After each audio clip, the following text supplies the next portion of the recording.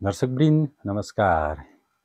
भुन्टी सिरियलको नयाँ एपिसोडको समीक्षा भिडियोमा तपाईँलाई स्वागत गर्न चाहन्छु। दर्शकवृन्द, बिचरा भुन्टीलाई यति बेला तनाव र टेन्सनले छोडेको छैन भने उता भूपेन्द्र भने फर स्त्रीसँग रमाउँदै हिँडेका छन्। उनले अर्की बिहे गर्छु भन्दै र अर्कीलाई यति बेला अँगालो मार्दै एक रात तिमीसँग बिताउन पाए पनि म खुसी हुने थिएँ, मेरा मनका टेन्सनहरू हट्ने थिए भन्दै अर्की नारीलाई छोपेर हिँडेका छन्, गाडीमा हाल्दै हिँडेका छन् भने उता ती भुन्टी भने निकै दुखी भएकी छन्।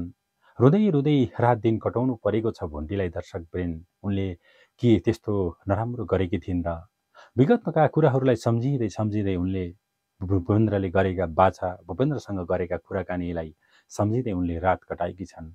त दर्शकवृन्द, टोकलेले भने अब हामीले काम गर्नुपर्छ बहिनी, अब यसरी सधैँभरि बसेर हुँदैन है भनिरहेका छन्। उता भूपेन्द्रका दाई भुवनले भने भूपेन्द्रको सबै चाला थाहा पाइसकेको अवस्था छ। उनले थाहा पाएर पनि के गरून् बिचरा, ती भुवनले गर्न पो के सक्थे र?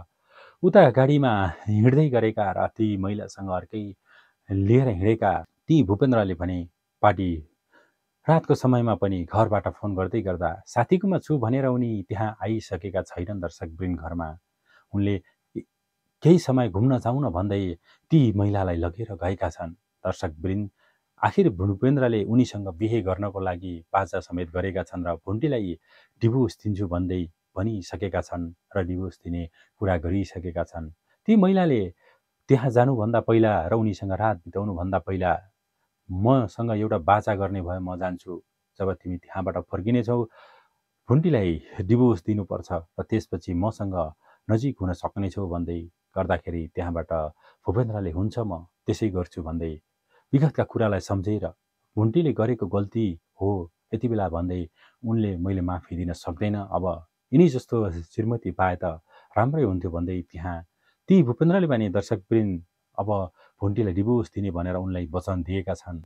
के भुन्टीलाई त्यति सजिलै त दिन सक्दैनन्? दर्शकवृन्द, त्यहाँ भुन्टीले भने अर्कै चाल खेलेकी छन् र भूपेन्द्रका बुवाले पनि भुन्टीलाई नै जसरी भए पनि बोलाएर भूपेन्द्रलाई सुधार्नुपर्छ, नत्र भने त बिग्रिन्छ भनेर भनिरहेका छन् भुवनसँग। उता भुवनले पनि फोन गरेर भनिरहेका थिए र भीमसँग पनि कुराकानी भइरहेको थियो भूपेन्द्रको, र भीमले पनि भनेका थिए दाईको त्यही बानीले गर्दा त आज बिजनेस चौपट भएको छ, बिजनेस अगाडि बढ्न सकेको छैन दाई, सधैँभरि तरुनी खेलाएर हिँड्ने बानीले गर्दा आज यो अवस्था आएको हो। अहिले पनि उनी केटीसँगै गएका छन्, तपाईँलाई झुट बोलेका छन् भन्दै त्यहाँ ती भीमले भनिरहेका थिए। दर्शकवृन्द, भीमले त्यति भन्दै गर्दाखेरि भूपेन्द्रले पनि त्यही गरेका थिए, उता लगेर गएका थिए। दर्शकवृन्द, घरबाट फोन जान्छ, फोन उठाउँदैनन्।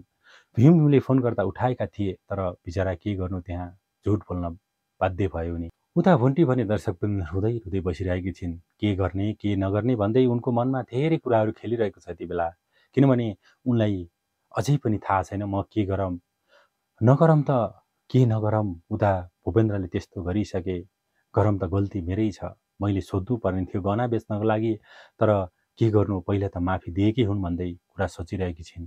तर त्यहाँ भूपेन्द्रले भने अरू धेरै अर्कै कुरा सोचिरहेका छन्। उता बालकुमारीले भने दर्शक ती भूमिकाको बिहे गर्नको लागि आफ्नो श्रीमानसँग कुरा गरिरहेकी छिन्। प्रिया टाढा भइसकेपछि उनीहरू दोधारमा परेका छन् र ती भूमिकाले पनि भनेकी छन् म यस्तो श्रीमान पाउनु, तपाईँ जस्तो बुझ्ने मान्छे पाउनु म भाग्यमानी रहेछु भन्दै ती उनको बिहे हुन थालेको केटासँग कुरा गरिरहेकी छिन् र छिटै नै यो कुरा फाइनल हुन्छ भन्दै कुरा गरिरहेको हामीले देखेका छौँ। दर्शकवृन्द, निकै नै रोचक ढङ्गले प्रस्तुत भइरहेको भुन्टी सिरियल अत्यन्तै दुःख लाग्दो पनि छ। दर्शकवृन्द, उता ती भुवनका बुवाले पनि भुवनसँग भनेका छन् तिमी आएदेखि मेरो सबै कुराहरू टेन्सन कम भएर गएको छ, अब भूपेन्द्र र भुन्टीलाई जिम्मा मिलाउने तिम्रो हो, उनीहरूलाई जसरी पनि मिलाउनुपर्छ, नत्र भने भूपेन्द्र बर्बाद हुन्छ भन्दै गरेका छन्। भने बालकुमारीले गरेका कुरा र ती भूमिकाको बिहेको बारेमा पनि कुरा गरेका छन् र एक दिन त बिहे गरिदिनै पर्छ र ती बुवाले भनेका छन् त्यस्तो हाम्रो बदनाम गरिसकेकी छोरीलाई कसरी बिहे गरिदिनु, हामीले त्यस्तो भोलिबिहान थाहा पायो भने हामीले कति इज्जत फाल्नुपर्छ, कति बदनाम सहनुपर्छ भन्दै गर्दा उसले पनि त के राम्रो गरेकी थिए र बुवा, हामीलाई त्यसलाई बिहे गरेर पठायो भने सुध्रिन्छ कि एक दिन त बिहे गरिदिनै पर्छ भन्दै त्यहाँबाट ती भुवनले सल्लाह दिएका थिए। भने उनले ठिक छ त्यसै गरौँला नि भनिरहेका छन् दर्शकवृन्द। उता भुन्टी भने दर्शकवृन्द जब ती रात बिताएर आएका भूपेन्द्र ती महिलासँग बाटोबाट छुट्टिएर आएका थिए घरमा, उनले अब भुन्टीले डिभोर्स दिने कुरा गर्दै थिए। घरमा आउँदा त्यहाँ भूपेन्द्रका दाई भुवन पनि थिएनन्, भीम पनि थिएनन् दर्शकवृन्द। भूपेन्द्र कोही पनि छैन भन्दै खुसी हुँदै भित्र पस्दै गर्दा कोठामा भुन्टी आएर बसेकी छन्।